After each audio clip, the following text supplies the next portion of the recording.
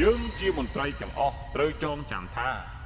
អ្នកផ្ដល់អាហារសម្លៀកបំពាក់ស្អាតរួមទាំងប្រាក់ខែរបស់ពួកយើងនោះគឺជាប្រជារាស្ត្រលោកសេនា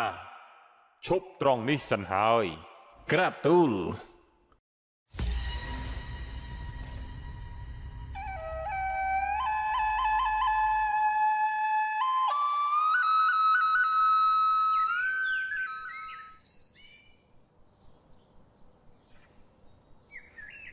កាលពីយូរលង់ណាស់មកហើយ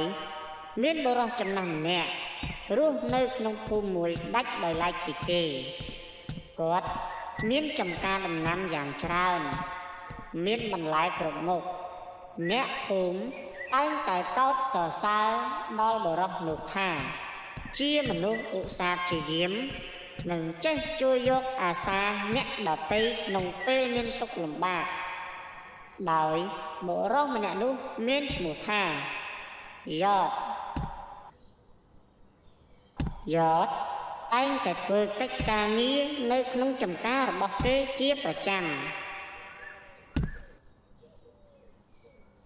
ថ្ងៃមួយមានអ្នកភូមិមួយក្រុមបានដើរសម្ដៅមករកផ្ទះរបស់គេពួកឯងថាទៅមើលយ៉តនៅផ្ទះទីនឹងហើយមេភូមិមិនដឹងផងហើយខ្ញុំធ្វើមិនក៏ដឹងទៅលោកមេភូមិតែខ្ញុំក៏មិនដឹងដែរតែម្សិលមិញខ្ញុំឃើញគាត់នៅចំការបេះបន្លែឲ្យអ្នកភូមិទេតើដើរមកគុំរអ៊ូច្រើនពេកយ៉តអើយនៅផ្ទះទេនឹងបាទលោកពូនៅទីនេះនៅឯណាពូរកពុំឃើញទេនេះចាំបន្តិចពូទៅហើយនោះលោកមេភូមិញ៉ាតគេបានមកដល់ហើយណ៎ឲ្យពូនិងអ្នកទាំងអស់គ្នារងចាំយូរបន្តិចហើយណារវល់តែជាប់ដៃមិនអីទេក្មួយពូនិងអ្នកភូមិមកនេះចង់មកចែកទិញបន្លែពីក្មួយឯងតើក្មួយឯងលក់ទេហើយឯងគិតយ៉ាងម៉េចបាទលក់តើពូអញ្ចឹងពូនិងអ្នកទាំងអស់គ្នាអាចដើរបេះបន្លែតាមតម្រូវការចុះមិនអីទេបើអ្នកណាគ្មានប្រាក់ក៏មិនអីដែរអាចមកបេះយកទៅហូបបាន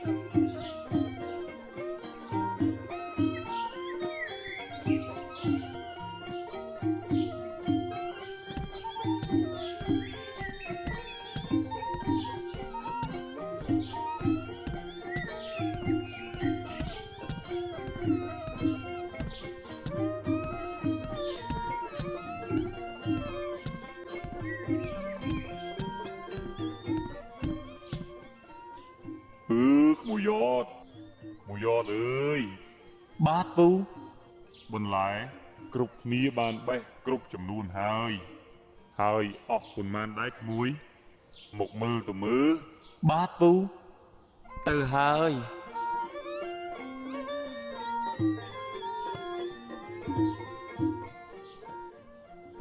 បាទស្រេចតែពូនិងអ្នកទាំងអស់គ្នាឲ្យមកមានប៉ុន្មានឲ្យប៉ុណ្ណឹងទៅហើយអ្នកដែលអត់ប្រាក់មិនបាច់ឲ្យក៏បានដែរ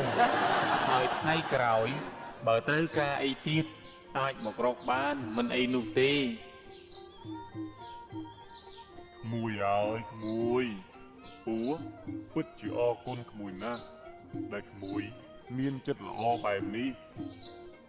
ពូសូមតំណាងឲ្យបងប្អូនអ្នកស្រុកទាំងអស់គ្នា សូមអរគុណក្មួយផងចុះនេះប្រាក់របស់ពូណារួមទាំងបងប្អូនផងមើលទៅមើលមិននឹងគ្រប់អត់ក្មួយ បាទពូគ្រប់ហើយអរគុណណាស់ពូថ្ងៃក្រោយបើត្រូវការអីទៀតអាចមករកបានណាពូហើយបងប្អូនទាំងអស់គ្នាក៏ដូចគ្នាមួយវិញទៀតសូមអ្នកទាំងអស់គ្នាពេលត្រឡប់ទៅវិញសូមជួយប្រាប់បងប្អូនទាំងអស់ឲ្យបានដឹងផងណាប្រសិនបើជាអ្នកណាត្រូវការបន្លែហើយគ្មានប្រាក់នោះអាចមករកទីនេះបាន ពិតជាប្រសើរណាស់មួយពូនឹងយកដំណឹងនេះទៅប្រាប់ដល់អ្នកភូមិរបស់យើងឲ្យបានដឹងអញ្ចឹងយើងទាំងអស់គ្នាវាក្មួយទៅវិញសិនហើយណា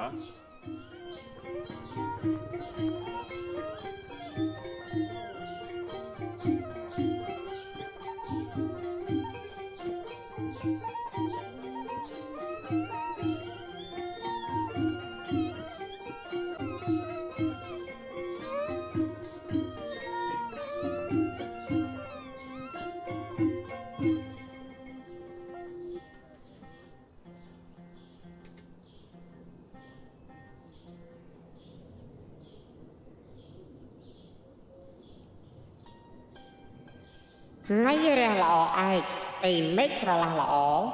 ប្រជាកសិករនាំគ្នាដើរទិញរបស់របរតាមតម្រូវការភូមិមួយនៅក្នុងនគរពារាណសីកំពុងមមាញឹកក្នុងការដោះដូររបស់របរផ្សេងពេលមនុស្សម្នាកំពុងមមាញឹកមានស្ដេចមួយអង្គបានតែងខ្លួនធ្វើជារាជសាមញ្ញចុះមកពពាកផ្សារពេលដែលទ្រង់កំពុងពពាកផ្សារនោះក៏បានឮសូរគេនិយាយអំពីរឿងរបស់យ៉តដំបូងដូចជាមិនសូវចាប់អារម្មណ៍នោះឡើយតែពេលបន្តដំណើរទៅមុខទៀតក៏នៅតែឮសូរមនុស្សនិយាយអំពីរឿងយ៉តនេះដែរដោយទ្រាំពុំបានស្ដេចក៏រកមនុស្សម្នាក់ដើម្បីសាកសួររឿងនោះពេលនោះស្ដេចក៏បានដើរទៅរកតាចាស់ម្នាក់ដែលឈរនៅក្បែរនោះ លោកតាជំរាបសួរអូលើកដៃថ្វាយព្រះហើយតើលោកក្មួយមានការអ្វីដែរបាទលោកតាពេលខ្ញុំដើរតាមផ្លូវខ្ញុំឮតែគេនិយាយរឿងយ៉តថាយ៉តនោះគឺជាមនុស្សល្អដែលតែងតែឲ្យបន្លែផ្សេងៗទៅអ្នកដទៃតើរឿងនេះពិតមែនទេលោកតាពិតមែនហើយក្មួយហើយចុះមួយឯងប្រហែលមិនមែនជាអ្នកភូមិនេះទេមើលទៅបានជាមិនដឹងរឿងនេះនៅភូមិនេះណាអ្នកណាក៏គេដឹងដែរថាមួយយ៉តនេះគឺជាមនុស្សដែលចេះជួយយកអាសាអ្នកដទៃនិងតែងតែដល់បន្លែដែលគេបានដាំឲ្យទៅមនុស្សទាំងអស់គ្នានិងលក់ក្នុងតម្លៃថោកសូម្បីតើបន្លែក្នុងផ្សារទាំងអស់នេះក៏ទៅទិញពីយ៉តដែរទើបបន្លែនៅទីនេះមានតម្លៃធូរថ្លៃនោះអីហើយពេលខ្លះណាស់ខ្ញុំឮគេថាយ៉តនោះឲ្យបន្លែទៅអ្នកខ្វះខាតដោយមិនយកលុយសូម្បីតែមួយរៀលទៀតផងអូមានមនុស្សបែបនេះឬបើអញ្ចឹងតើលោកតាស្គាល់ផ្ទះរបស់គេទេខ្ញុំចង់ទិញបន្លែពីគេយកទៅលក់ណាលោកតាក៏តើក្មួយដើរទៅឲ្យផុតផ្សារនេះទៅឆ្ងាយបន្តិចរួចមានផ្លូវបត់ស្ដាំមួយក្មួយដើរតាមផ្លូវនឹងទៅដល់ហើយក្មួយនឹងឃើញចំការដំណាំរបស់ចៅយ៉តហើយណាបាទអរគុណហើយលោកតាអញ្ចឹងក្មួយលាលោកតាទៅសិនហើយណាពេលស្ដេចបានឮតានិយាយដូច្នេះហើយក៏បានចាកចេញទៅដើម្បីទៅសួររករឿងពិត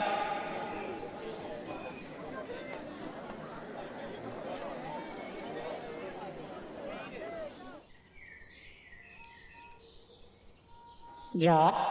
កំពុងធ្វើការនៅផ្ទះចំការរបស់គេចំណែកឯស្ដេចវិញក៏បានដើរមកដល់មុខផ្ទះរបស់យតពេលនោះស្ដេចគិតថាតើគួររកវិធីណាដើម្បីសាកចិត្តរបស់គេដោយចង់ដឹងថាគេជាមនុស្សយ៉ាងណាពេលនោះស្ដេចក៏នឹកឃើញវិធីមួយហើយស្ដេចក៏បានដើរសម្ដៅមកផ្ទះរបស់យតតែម្ដង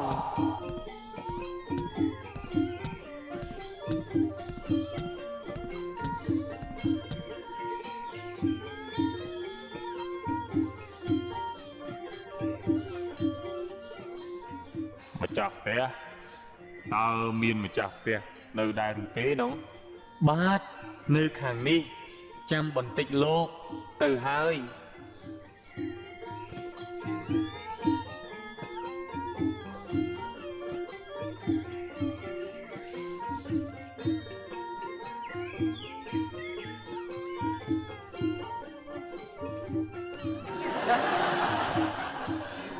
ពេលនោះ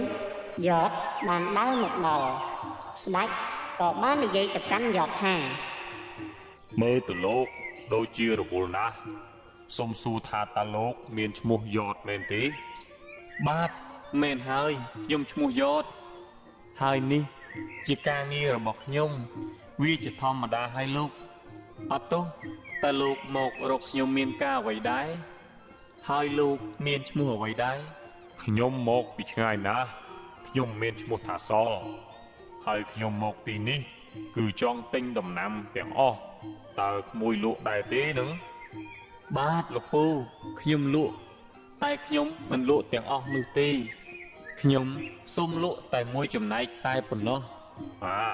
ហើយចុះហេតុអីបានជាលោកមិនព្រមលក់ឲ្យយើងទាំងអស់ដូច្នេះឬមួយក៏លោកខ្លាចថាយើងគ្មានលុយទិញ អត់ទេលោកមិនដូចលោកគិតទេគឺខ្ញុំគ្រាន់តែចង់រក្សាដំណាំផ្នែកខ្លះទុកសម្រាប់លក់ជូនបងប្អូនប្រជាពលរដ្ឋដែលរស់នៅក្បែរនេះតែប៉ុណ្ណោះ អូអញ្ចឹងទេអីតែខ្ញុំក៏ជាអ្នកទិញដែរតើហេតុអីបានជាលោកមិនព្រមលក់ឲ្យខ្ញុំបែបនេះ ខ្ញុំគ្រាន់តែដឹងថាប្រសិនបើខ្ញុំលក់ឲ្យលោកទាំងអស់ទៅអ្នកភូមិនឹងគ្មានអ្វីបរិភោគជាពំខានព្រោះពួកគេតែងតែមកទិញពីខ្ញុំជារៀងរាល់ដងហើយបើខ្ញុំលក់ឲ្យលោកអស់អញ្ចឹងនោះពួកគេច្បាស់ណាស់នឹងគ្មានអ្វីបរិភោគឡើយ បើលោកនិយាយដូច្នេះហើយយើងលាលោកទៅសិនហើយ បន្ទាប់ពីនិយាយរួចស្ដេចបានចាកចេញទៅ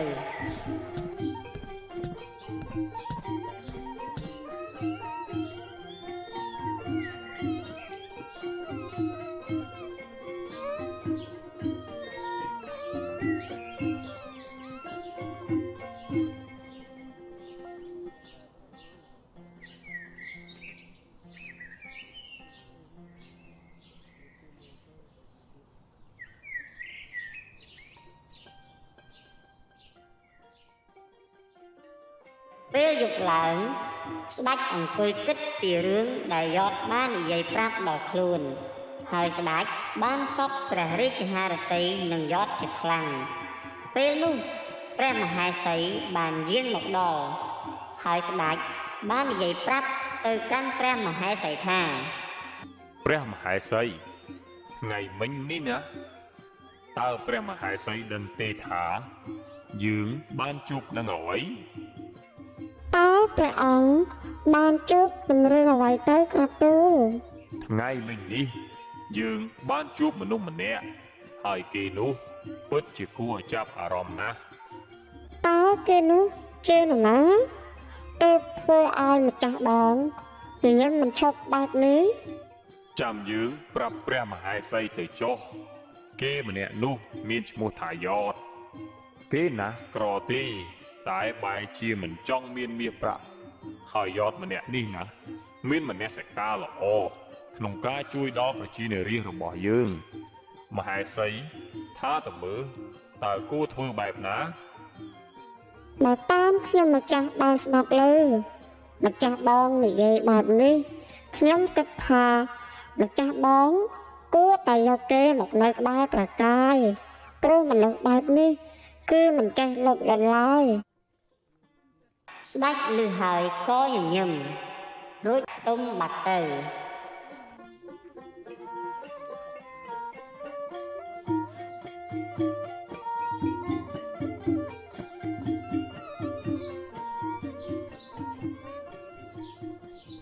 ស្អែកឡើងស្ដេចបានយាងទៅម្ដងទៀតហើយបាននាំពលសេនាទៅយ៉ាងច្រើន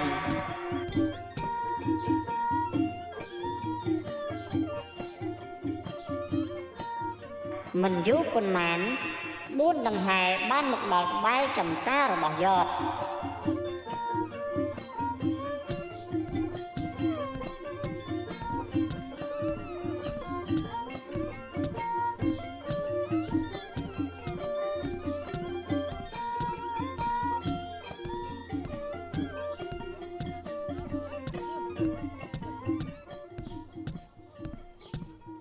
ពេលនោះ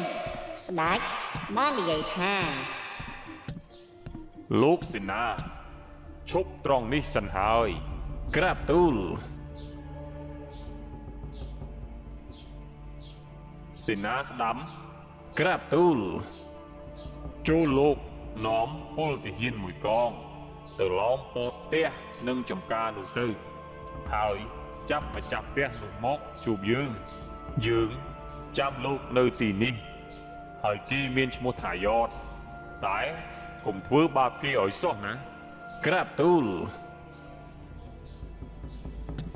សេនាស្ដាំក៏បាននាំកងពលមួយក្រុមតូចក៏ចាកចេញទៅ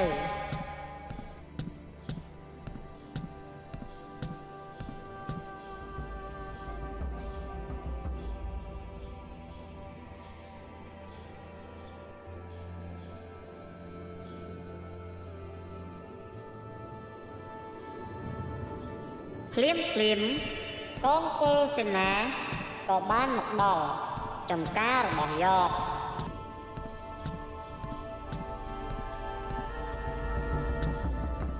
ហើយបានឡោមព័ទ្ធផ្ទះរបស់យត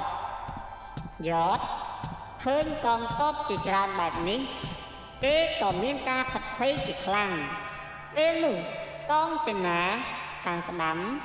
បានចូលទៅនិយាយជាមួយយតរួចសួរថា លោកឈ្មោះយតមែនទេ បាទមែនហើយលោកគឺខ្ញុំនេះហើយ ចាប់ខ្លួន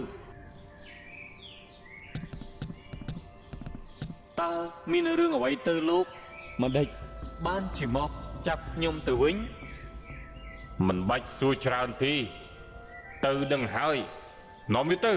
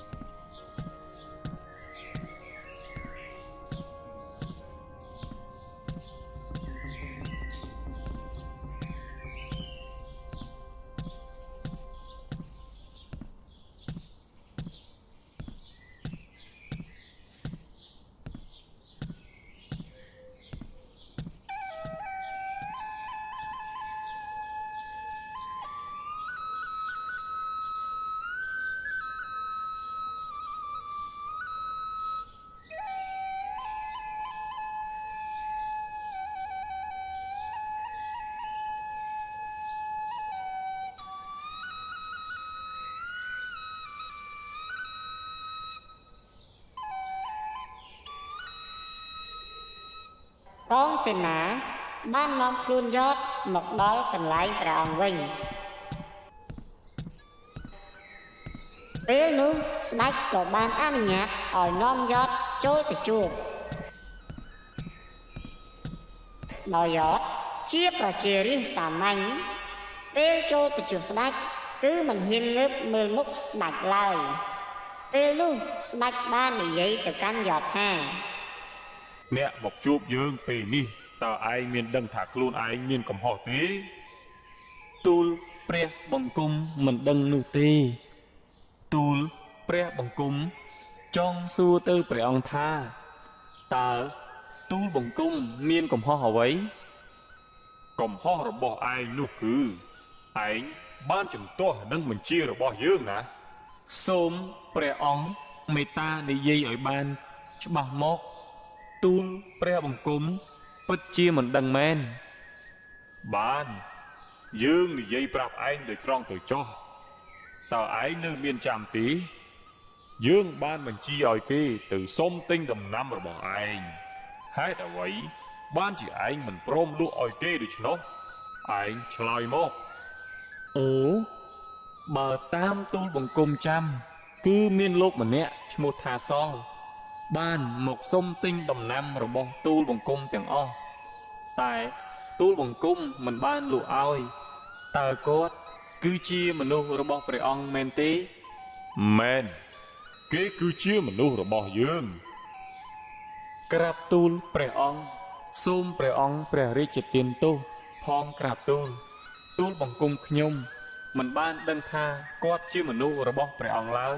ហើយគាត់ពុំបានប្រាប់ពីមូលហេតុឲ្យខ្ញុំបានដឹងនោះឡើយខ្ញុំស្មានថាគាត់ចង់បានដំណាំទាំងនោះយកទៅលក់បន្តទើបទូលបង្គំខ្ញុំមិនបានលក់ជូនគាត់ណាមួយគាត់នៅតែទាមទារទិញដំណាំទូលបង្គំទាំងអស់ទើបទូលបង្គំមិនអាចលក់ជូនគាត់បានហើយទូលបង្គំបានប្រាប់គាត់ថាទូលបង្គំអាចលក់ជូនគាត់ត្រឹមតែមួយចំណែកតែប៉ុណ្ណោះតែគាត់មិនព្រមហើយក៏ចាកចេញទៅសូមព្រះអង្គមេត្តាជ្រាបក្រាបទូល ចុះបើឯងដឹងហើយតើឯងអាចលក់ផលដំណាំទាំងនោះមកឲ្យយើងបានទេព្រោះយើងត្រូវយកវាទៅឲ្យសត្វចិញ្ចឹមរបស់យើងស៊ីណា ក្រាបទូលព្រះអង្គទូលបង្គំមិនអាចលក់បានទេក្រាបទូលប្រសិនបើព្រះអង្គយកដំណាំបន្លែទាំងនោះទៅចែកប្រជារាស្ត្រនោះទូលបង្គំមិនប្រឆាំងនឹងព្រះអង្គឡើយតែបើទ្រង់ចង់យកដំណាំនេះទៅឲ្យសត្វចិញ្ចឹមរបស់ទ្រង់នោះទូលបង្គំសុខចិត្តស្លាប់ក៏មិនព្រមលក់ឲ្យព្រះអង្គឡើយ ហេតុអ្វីបានជាឯងជំទាស់នឹងយើងមិនព្រមលក់ដំណាំឲ្យយើងដូច្នេះជួលឯងនិយាយឲ្យអស់ទៅមើលបើមិនដូច្នេះឯងនឹងត្រូវប្រហារជីវិតជាពំខាន ក្រាបទូលព្រះអង្គបានជាខ្ញុំមិនព្រមលក់ឲ្យទ្រង់នោះព្រោះទូលបង្គំចង់ទុកដំណាំនេះសម្រាប់ចែកជូនបងប្អូនប្រជាពលរដ្ឋដែលរស់នៅក្នុងភូមិនេះឬភូមិដទៃដែលគាត់ខ្វះខាតមិនមានលទ្ធភាពក្នុងការដាំដុះនិងមិនមានប្រាក់ក្នុងការទិញទៅបរិភោគហេតុដូចនេះទើបទូលបង្គំមិនអាចលក់ឲ្យព្រះអង្គបានឡើយបើព្រះអង្គចង់សម្លាប់ទូលបង្គំខ្ញុំក៏គ្មានអ្វីត្រូវបដិសេធដែរតែទូលបង្គំមានរឿងចង់សុំព្រះអង្គគឺសុំព្រះអង្គទុកដំណាំទាំងនេះកុំយកវាទៅអីទុកវាឲ្យអ្នកភូមិយកវាទៅបរិភោគផងចុះទូលបង្គំស្លាប់ដោយអស់ចិត្តហើយ ស្ដេចឮហើយពេញចិត្តនឹងយត់កាន់តែខ្លាំងតែទ្រង់នៅតែបន្តឲ្យគេចាប់យកទៅព្រះរាជវាំងដដែល មើលលោកសេនានាំយត់ទៅរាជវាំងរបស់យើងដើម្បីសាសួរបន្ត ក្រាបទូល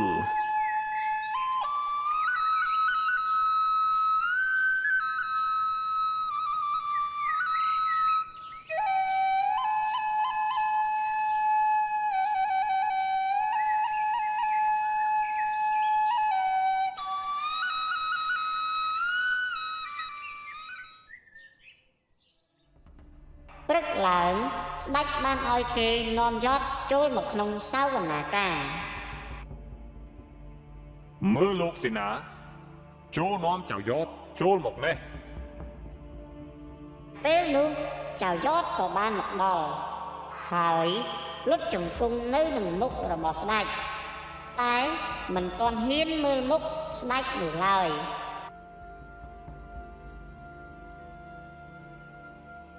ពេលនោះស្ដេចក៏បាននិយាយថា មើលចៅយ៉តថ្ងៃនេះឯងមានអ្វីចង់ប្រកែកទៀតនោះទេ ក្រាបទូលបង្គំមិនមានអ្វីត្រូវប្រែប្រួលនោះឡើយ ល្អណាស់ចៅយ៉តបើអញ្ចឹងចូលឯងងើបមើលមុខរបស់យើងទៅមើលតើឯងស្គាល់យើងទេ ព្រះអង្គគឺលោកសល មែនហើយគឺយើងនេះហើយលោកឆាប់ក្រោបឡើងមកហើយមកអង្គុយត្រង់នេះ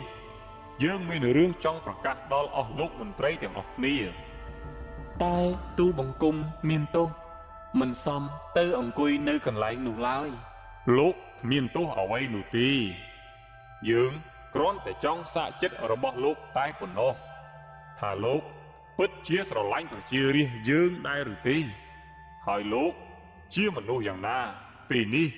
យើងបានឃើញច្បាស់នឹងភ្នែកទៅហើយលោក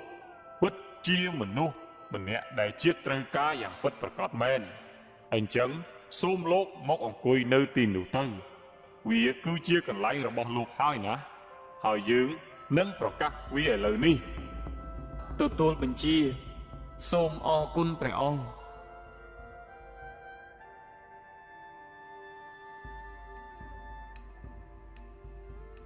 ស្ដេចបានប្រកាសជាសាធារណៈថា យើងជាស្ដេចនៃផែនដីទាំងមូលសូមប្រកាសថាយ៉តនឹងក្លាយទៅជាមហាមន្ត្រីទី1នៃរាជវាំងរបស់យើងនិងជាមន្ត្រីជំនិតរបស់យើងទៀតផងព្រោះថាយ៉តជាមនុស្សដែលចេះជួយប្រជារាស្ត្រពេលមានទុក្ខលំបាកដោយមិនប្រកាន់ថាជានរណានោះឡើយហើយគេបានជួយដល់ប្រជារាស្ត្រជាច្រើនដែលរស់នៅក្នុងភូមិមួយឬភូមិដទៃដែលនៅក្បែរនោះឲ្យមានរបស់របរហូបគ្រប់គ្រាន់មិនតែប៉ុណ្ណោះ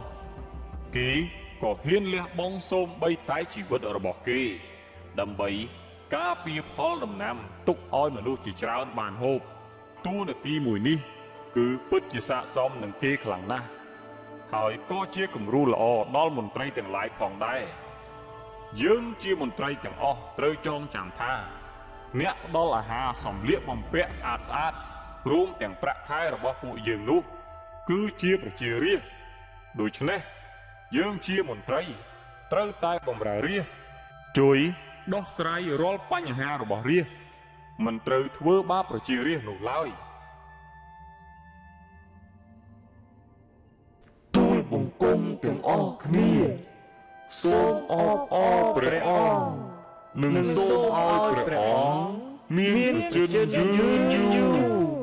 ចាប់ពីពេលនោះមកចំការរបស់យ៉តរីកធំឡើងដោយព្រះអង្គបានឲ្យសេនាពង្រីកនិងមើលថែយ៉ាងដិតដល់ចំណែកឯយ៉តវិញបានចូលបម្រើការងារជាមន្ត្រីជួយដល់ការងារព្រះអង្គនិងបានជួយប្រទេសជាតិជាច្រើននិងរីកចម្រើនជាអនេកមនុស្សគ្រប់រូបវាសនា